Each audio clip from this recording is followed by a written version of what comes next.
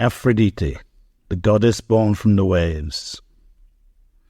Aphrodite, for the Romans Venus, is the goddess of love, beauty, and sensuality.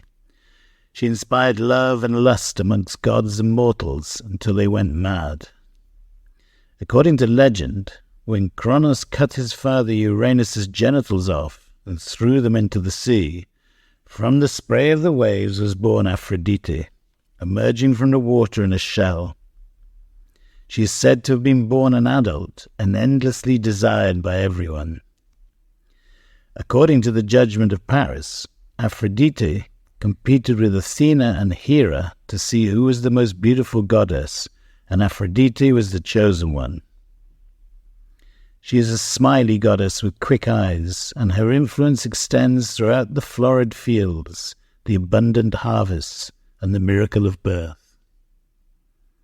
Hera was the mother of Hephaestus, who was the god of fire and forges, known as Vulcan by the Romans, and he was expelled from Mount Olympus by his own mother when he was born due to his ugliness and limp. With the blessing of Zeus and Hera, Aphrodite was going to marry Ares, Mars for the Romans, the god of war.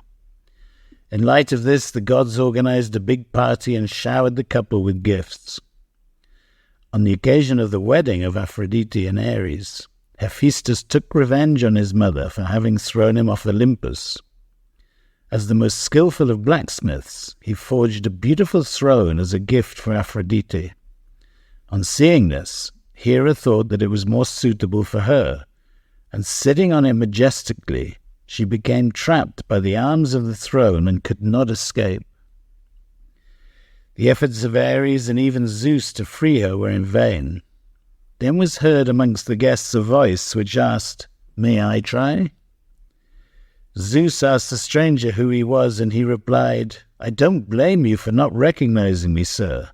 The last time I was on Olympus, I was just a newborn baby. I am Hephaestus, your firstborn son with Hera."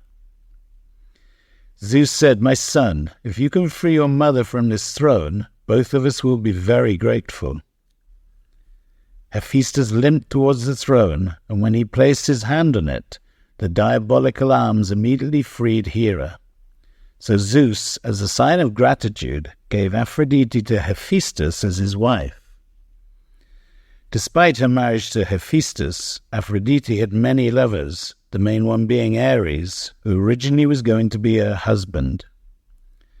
Out of jealousy, and as a form of revenge, Hephaestus caught Ares and Aphrodite in a web of fine golden thread when they were at the height of their passion, and Helios, the god of sun, illuminated them with his brilliant light to embarrass them in front of Mount Olympus.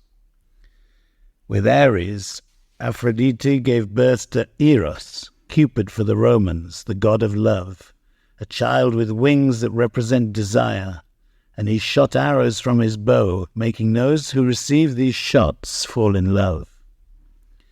Aphrodite also gave herself to Hermes, the messenger of the gods, known as Mercury in Roman times, and from this union was born Hermaphroditus, a being with both sexes.